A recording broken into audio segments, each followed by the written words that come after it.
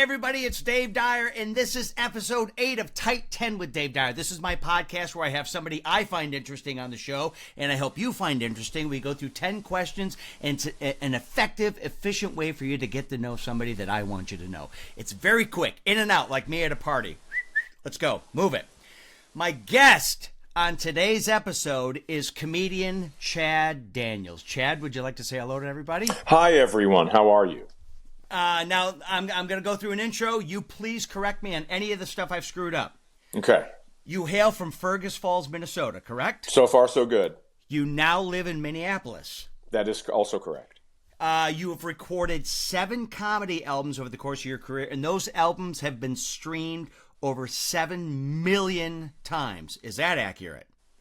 Well, listen, we've got some updates. Okay. I think I'm on hour 11. I don't know. I got to tell you, my bio is old, and that's my fault. Okay. But yeah, there's just a bunch of material out there. Go listen.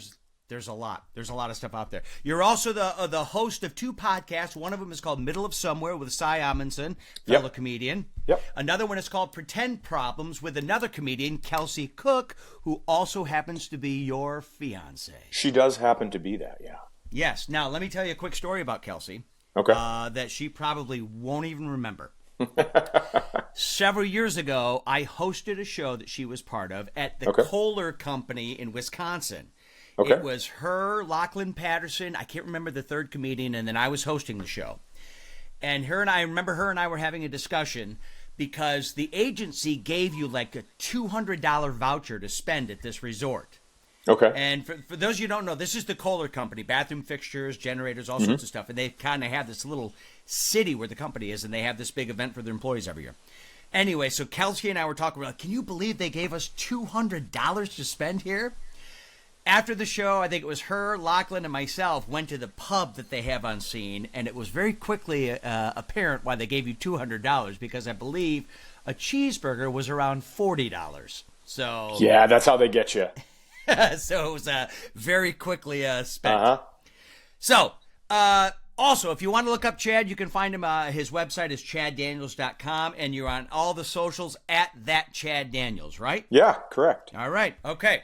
So here we go, Chad. 10 questions. Some of them are silly, nervous. stupid. The rest of them are a little more in depth, where we'll talk about career, personality, everything like that. Okay. First question. Kind of a softie, but not really a softie from a comedian standpoint. Pryor or Carlin? Go. Pryor. Me too. Oh, I mean, only because, it's like there was something so authentic about him. Yes. And anything I say here, I don't want to take away from George Carlin, but there was so he was silly when he would do his characters. Yes. But later on in his career, there was a truth to what he was saying where he could talk for 5 minutes with no one laughing, but you are so enthralled by what he is saying. And then he would come over the top and clobber you with a punchline that really wasn't even a punchline. It was just the real end of a story that was so incredible. And I have to tell you, I didn't know about him until several years into my career even. I clearly I knew about him from the movies and stuff like that, but I'd never seen a special.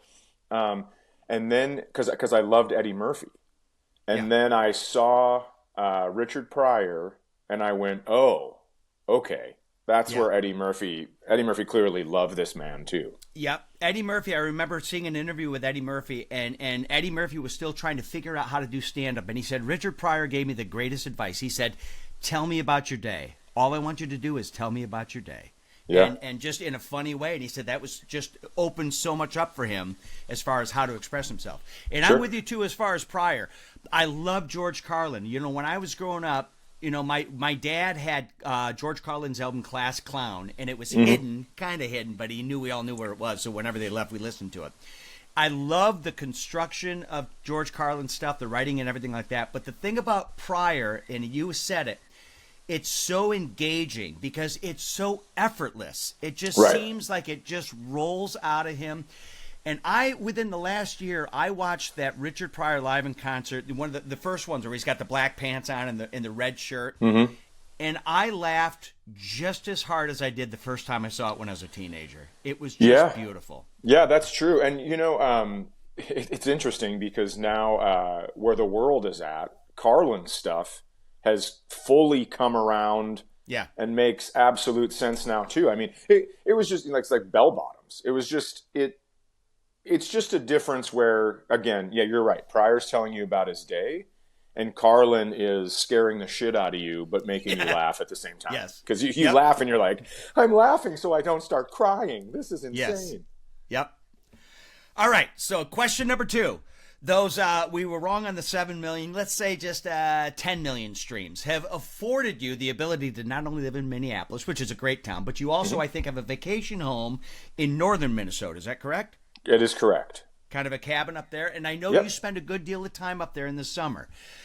Now, when you do that, because I know you tour extensively throughout the rest of the year, you take a couple months off in the summer and you head up north. During that time, is it a complete break, or are you still thinking about stuff creatively and kind of working stuff together so that when you get back, you're ready to hit the ground running? Well, it's a good question. I try to take a complete break, but I don't think in today's day and age our brains allow us that. So I'm off social media. I have a company that helps me with that, so I don't have to worry about checking in on that all the time. And I will write stuff down almost to the point of journaling. If I think something's funny, I'll just write out the story as it was. Yeah. I won't think about it. I will put it away, and then I will look at that notebook probably a week before I go back on the road. So this year it's going to be September 11th and 12th in Cincinnati at Go Bananas. So probably about September 4th and 5th, I will take a look at that notebook and see what I've written down and try to make it work. Yeah. So then when you hit Cincinnati September 11th and 12th, it's really not formulated yet. You're kind of still baking it. Right, but I do have an hour that I'm doing right now that isn't recorded yet. So I recorded in December in Salt Lake City, and that'll come out in a couple months. And then I've been working on this new hour, so we'll see. I mean, maybe it will be one of these things where I, record like a couple episodes of a special where it's like, in 3 parts, something like that. We'll see. Very nice. All right, question number 3. At the very beginning of your career, I did a little research. You were an MC for a couple years at a club in Grand Forks, North Dakota, right? Yeah, for 6 months. Yeah. Now, I never had that I would say kind of a nice advantage to be able to do that, to get that kind of stage time. What did that early in your career, what did that do to help formulate the comedian you are today? Well, it was kind of like, when you learn a lesson when you don't know you're learning a lesson? I mean, it was kind of like that kind of stuff. So I was trying to write new jokes every week because the same people would come to this club. And that was tough because all of a sudden now I'm writing, jokes about, and this is no judgment on anybody else, but like the names of gas stations. And I'm using commercials, and I'm trying to make it so there's commonality with me in the crowd without earning it, right? It's like, hey, have you seen this TV show? And then making jokes. So anyways, so then I came back to Minneapolis, and I asked Louis Lee, the owner of Acme Comedy Company, I said, hey man, what do I have to do to MC here? I've been MCing at this club. And he goes, oh man, I can smell the road on you. You need to start writing like better jokes that are about you. And so that helped me, that just the fact that he told me that. But then also I had to host karaoke after those shows. So Wednesday, Thursday, Friday, Saturday, I had to host karaoke after the show was done. Oh, man. And this is a very Greek-heavy college town, right? So it's like sororities and fraternities are coming in there. And, they don't care about you because they have mommy and daddy's credit card. Yeah. And so they think their shit doesn't stink, and they're, heckling you. But now you're the karaoke host. So now it doesn't reflect on the show. Now this is just about karaoke. Yeah. So all of a sudden, you kind of learn how to deal with hecklers in that way. And then I remember going out on the road. I was actually in Michigan, and this lady made fun of my shirt because she should have. You could see the ironing marks on the shirt. But still, I was prepared for this because of karaoke. And it almost felt like, remember when Daniel LaRusso in the original Karate Kid was like, what the hell, man? What am I just do all your yard work? And he all of a sudden, he goes, paint the fence, and he's blocking kicks and shit. Yeah. So it was like, that's what it felt like a little bit, where it's like, I didn't know I had this in me, but because of that karaoke. So I think that was probably the biggest thing. And of course, I got to work with a lot of headliners that came through. Some really good names came through this little town and this little club because of how the reputation of it. And because of that, then I got brought on the road with those guys when I was done. So that helped a ton. Yeah. Yep. And working crowds like that, I tell people, and I consider North Dakota kind of still to be the Midwest, There's all sorts of different ways that you learn how to be a comic, whether you're in New York, Chicago, Los Angeles, or anything like that. But I think in the Midwest, some of these gigs that you have to play coming up teach you so much about what you can tolerate and how to treat. I've told people, if you can make 8 people in a hotel bar in the middle of Michigan watch you and laugh, you're starting to do something right, Exactly. Yeah. Yeah. So I remember my buddy Dave Mordahl, who I consider to be the greatest joke writer to ever come out of Minnesota. And that's including like everyone that's name. left. Oh, I know that name. He was on Last Comic Standing, the first season. Very first season, And then he had a show on Travel Channel, and he's just this dude where I remember we were in a comedy contest, and we both made it to the finals in Minneapolis, and he showed up, I had been preparing all day. I was newer, and, ironing my shirt, making sure my pants were good. Learned your lesson. Yep, and he showed up in... dirty clothes covered in dirt. And we were like, hey man, you okay? And he goes, oh yeah, my son wanted a wiffle ball stadium at the house. And so I've been putting in footers all day. And we're like, and now you're just going to do stuff? He goes, yeah, who cares? I mean, he was so laid back. So one time we were in Fargo, North Dakota at a place called Old Broadway doing a show. And he goes, you know what I've noticed? He goes, you're just like machine gun with your jokes. So what I need you to do is just see at the start of the show, see how long you can keep their attention without telling a joke. Because if a crowd in a place like this is listening to you, then you're winning. Yeah. And I was like, okay. So I went up there, probably made it 3.5 minutes before I panicked. And then he goes, let's see who can go longer. And I go, okay. And so I go up there 3.5 minutes, no jokes, just trying to keep their attention. Then he goes up there and he goes, rough start for the kid, huh? And then went into his jokes. What a dink. I thought it was so funny, though. But also, it was a lesson he wanted me to learn because he was really good at it. And that's kind of like the like a microcosm of the prior thing, where it's like, if you can tell a story and people are just hanging on your words, then you're winning still. Yep, and if you can establish a likability, I've always said if they like you, they'll listen to you. And if you can get up there and establish that you're someone worth watching and likable, that's a huge part of it. Yeah, I think that's what some of these younger guys that go up and they're like the shock comedians, right? Yeah. And they go up and they don't establish likability and they're just assholes right away. And then they go, I can't believe this didn't work in Madison, Wisconsin. It works in New York. And it's like, no one fucking liked you, dude. Yep, exactly. And it's stuff like that becomes so formulaic, because I can sit there and I'll watch somebody like that. And after 5 minutes, I can go, you know what? I'm going to hear different names and different scenarios, but I'm going to be hearing the same stuff over and over again. Yep. So, I want to know about you. Right. All right. Question number 4.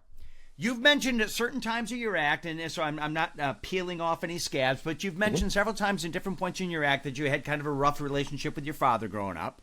Yep, at the end, yeah. And now I was very fortunate. My dad was a huge part of the influence of comedy. My dad was a wonderful guy, very funny guy. But my point is this: everybody who's doing this kind of arrives at the funny in a different way, in a different path. So with you growing up with that kind of thing, what triggered the comedic survival instinct in you to say, you know what made you funny? What made you be able to survive that stuff? Well, I think it's a combination of a bunch of stuff. So my dad, although tried his best. I mean, my parents had me when they were 18, right? So tried his best, just got caught up in some shit. But like, for example, he had 8 DUIs. I mean, maybe more now, but I remember on his 8th one, it was in the paper. And so this guy named Davey on my football team, what was I, a sophomore, and he was a senior, and he made photocopies of the paper and posted it all over the locker room. So when I got there for practice in the morning, it was all over the place. And so then when stuff like that happens, you have to be able to cut people off at the pass for the joke. You have to get to the joke first. Yeah. So I think A, that helped. B, before my dad got wrapped up in all the nonsense, he's so funny, brilliant dude, really quick, like lightning quick with a comeback. Yeah. And so I think that was fun to watch. And then my mom is probably one of the greatest, she is one of the greatest storytellers that I've ever seen in my life. Okay. So you were around that and saw how that affected people. Yeah. And, comedy, it was always laughing. And so growing up, even at my grandparents' house. So, Joe, like, everybody was always trying to be funny and lighthearted. And I thought, man, this is a great way to go about it. Yep. Yeah, and from my dad, what I learned, like I said, my dad was a wonderful guy, but what I learned from watching him is because he was so stinking funny, it put people at ease. He was such an easy guy to be around, and I learned very quickly from watching him. You can get so much more. I'm not talking like a personal benefit, but you can get so much more about people out of them if they enjoy being around you. Of course, yeah, they're going to be less defensive, yeah. Yep, and my dad was that guy. My dad could just make a funny quip, and you could just feel people yeah, sure. All right, I like being around this guy. So that's cool. Yeah, and then let's be honest. There are some people that come to the shows where you don't want them to be comfortable. Yeah, yeah. You want them to sit there and shut up. Yep, exactly. Yep. All right, question number 5. You're flipping channels. We're back to stupid now. Okay. So you're flipping channels. Okay, yep. The movie's Midnight Run, the one with Robert De Niro and Charles Grodin on.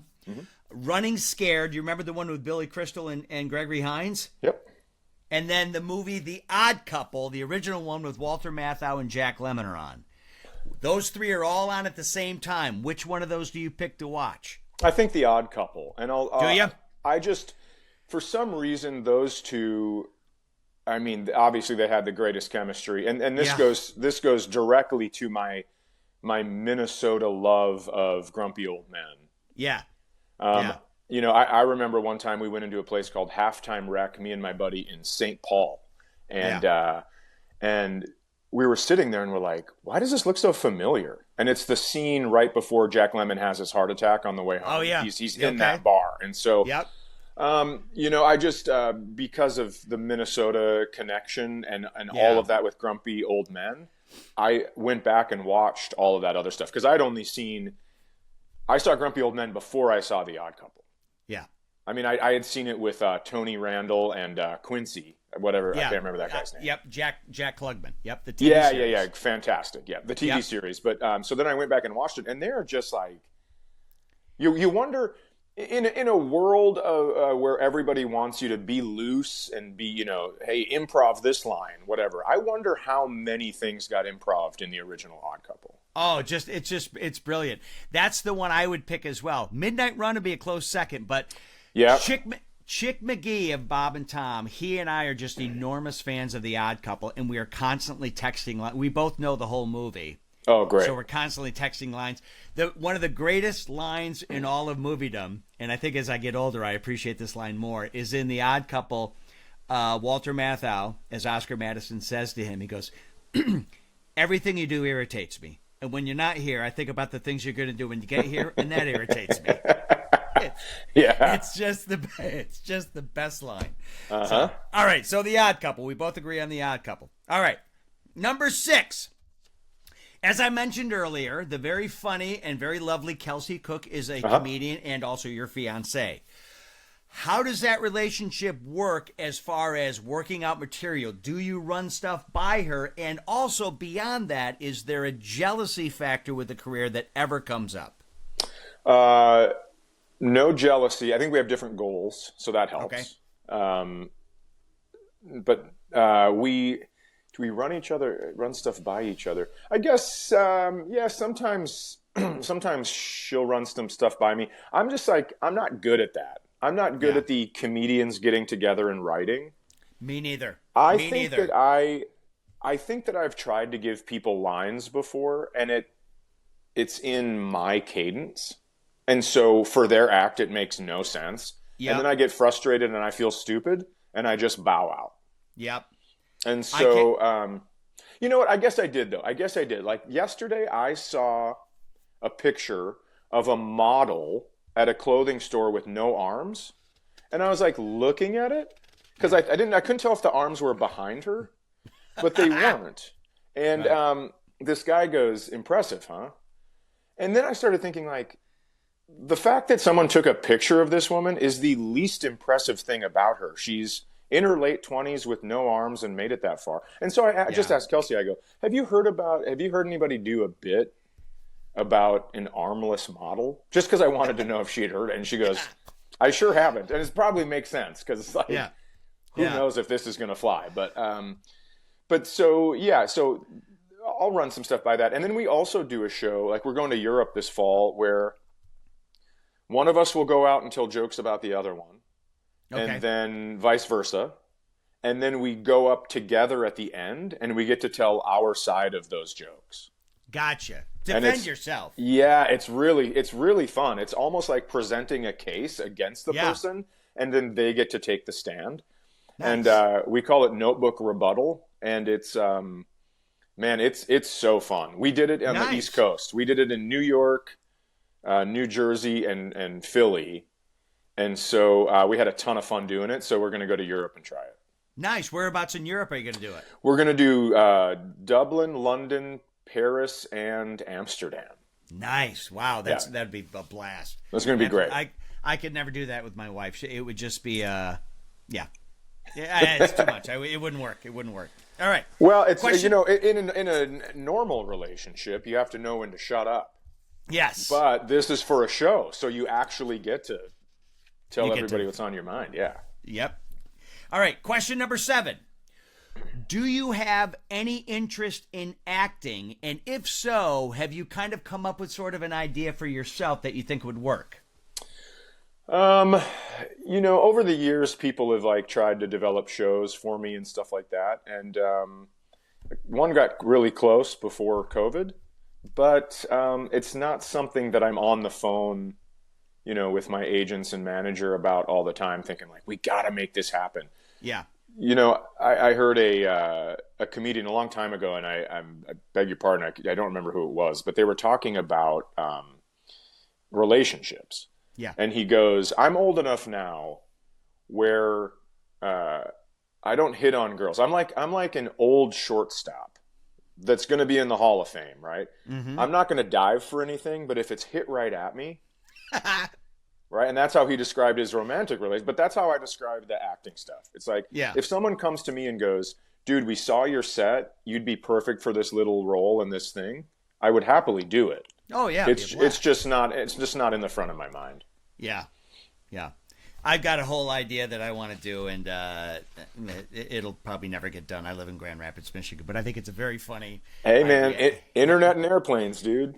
It has to do with, it's kind of it's not the whole Marvel DC thing, but it's kind of a funny angle of a superhero thing where there's a whole group of superheroes who only have one special skill. They're not flying around and this, but they have and it's almost like a minor league of superheroes. Sure. And they get hired by municipalities who have a budget. Well, we can't afford Batman, but this guy can help a little bit if we can do something. So.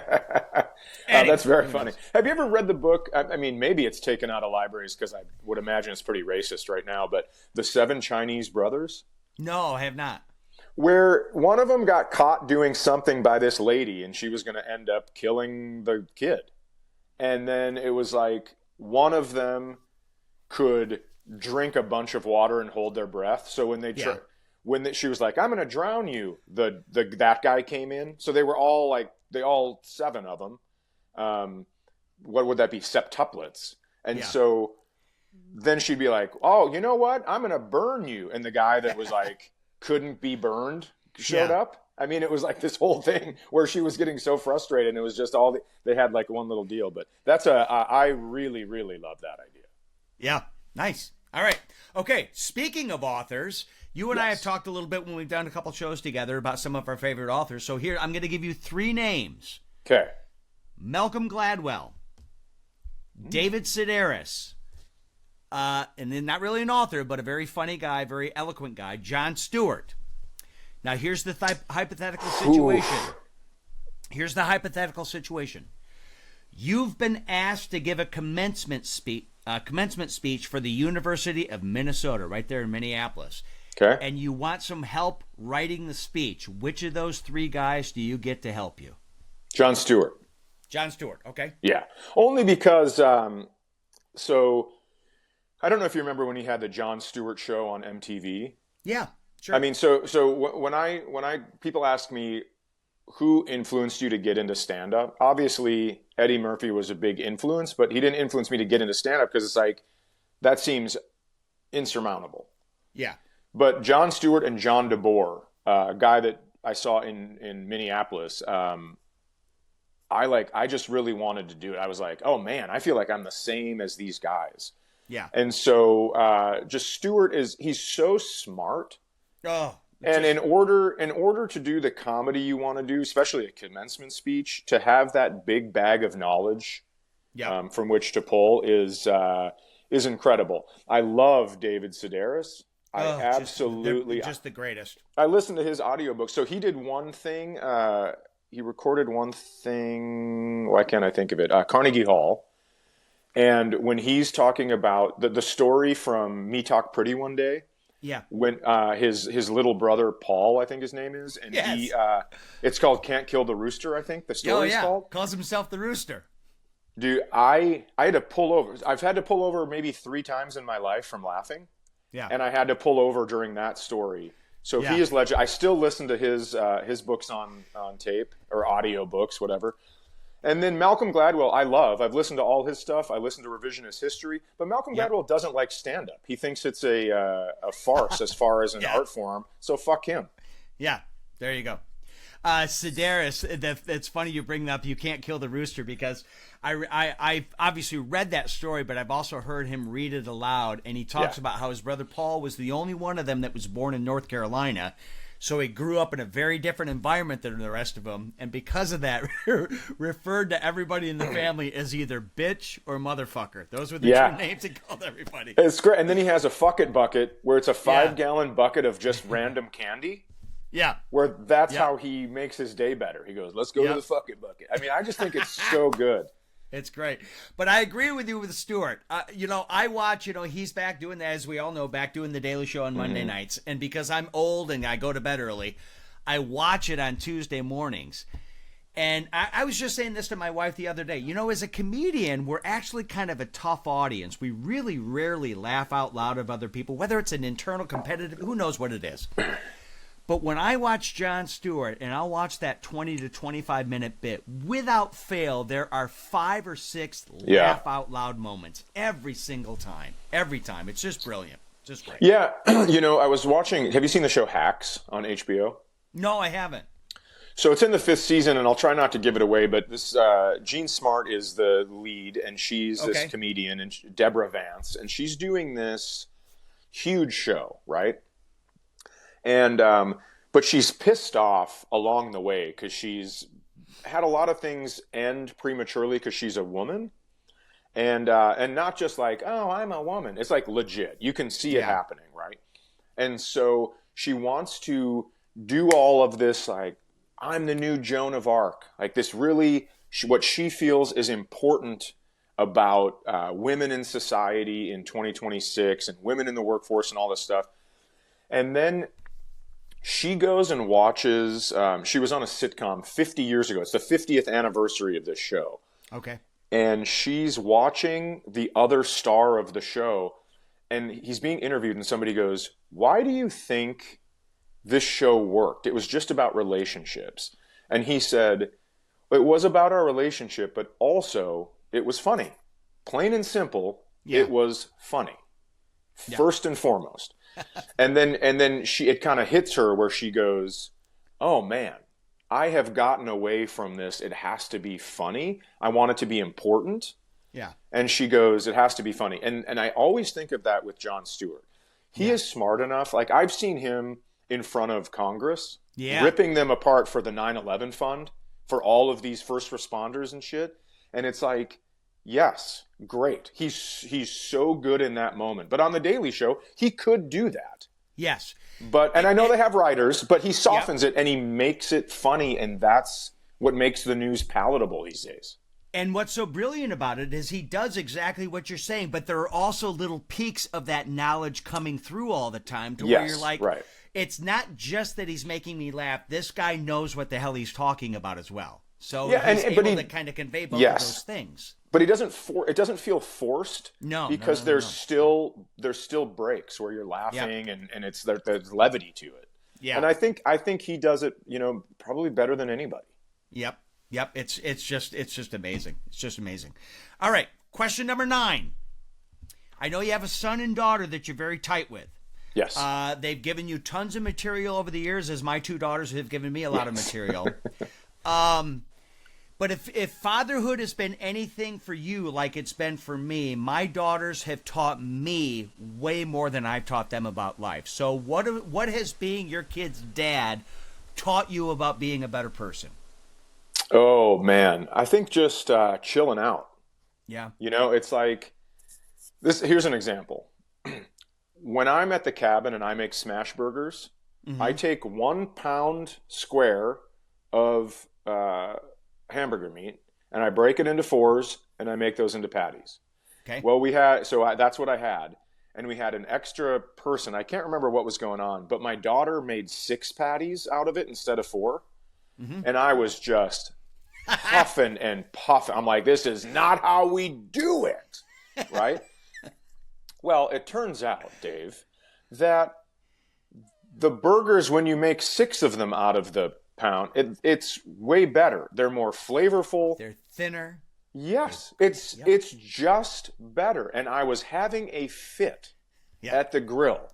And she was kind of like, "Dad, what is the deal?" Now, I will tell you, I am a master. I have a PhD in bringing other problems into a smaller problem.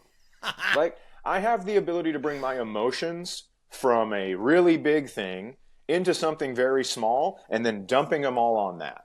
Yeah. And so my daughter has kind of taught me, like, hey, you got to compartmentalize this.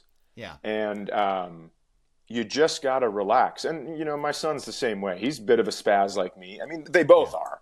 But they've both kind of chilled out and said, like, hey, the most important thing is just time, but quality time, not pissing and moaning about 2 extra burgers, you dipshit. Yeah. I would say with my girls, I would say very similar to what you're talking about. They have taught me how to relax, step back from a situation, and assess things and approach things in a much more rational manner. And the way they've done that is by not being like that and forcing me to tell them to be like that. Because my daughters are very different in that I have one daughter who sets off the fire alarms right away when there's a situation. Oh, yeah. Everything is a fire drill. Everything is. And then I have another daughter who wants you to have no part of her situation until the 11th hour and everything is starting to crumble. And then that's when she wants you to step in. So it has taught me, hey, if I'm going to give this advice, I need to apply this advice to myself. Yeah. So they have, by parenting them, they have taught me to relax, step back, take a look at the situation, and then go for it. So. Yeah, there's a lot of do as I say, not as I do in parenting. Yeah. And once you figure out that that's dog shit, everything's a lot better. Yep. All right, question number 10, last question. Okay. whether it's a win, something professional, something personal, whatever it is, what is your favorite way to celebrate a win in your life? Ooh, celebrate a win in my life. This is going to be such a lame answer, but just to really sit in quiet and enjoy it. Let it kind of fully wash over you. And that way it's at the ready for when you take an L, right? And you go like, all right, this didn't go my way, but I remember that. So instead of just going like, okay, this happened, now I'm going to put it over here. I really let it sink in. Yeah. And try to that way I have it at my beck and call. Yep. Very nice. Just kind of relax, let it sink in. Good. Yep. All right. Well, Chad, that's it. We did it. That's the 10 questions. I thank you so much. I know you're very busy. You're traveling all over. I appreciate the time you've taken out to do the podcast with me. Again, thanks for having me. My guest today, folks, is Chad Daniels. If you want to find him, you can go to chaddaniels.com. You can find him on the socials at that Chad Daniels. And you're going to be all over the country except for the 2 months in the summer where you're going to be in northern Minnesota. Yeah, that's right. Yep. All right. Thank you, Chad. I appreciate it. Thanks, Dave. Good to see you. Talk to you. Good to see you.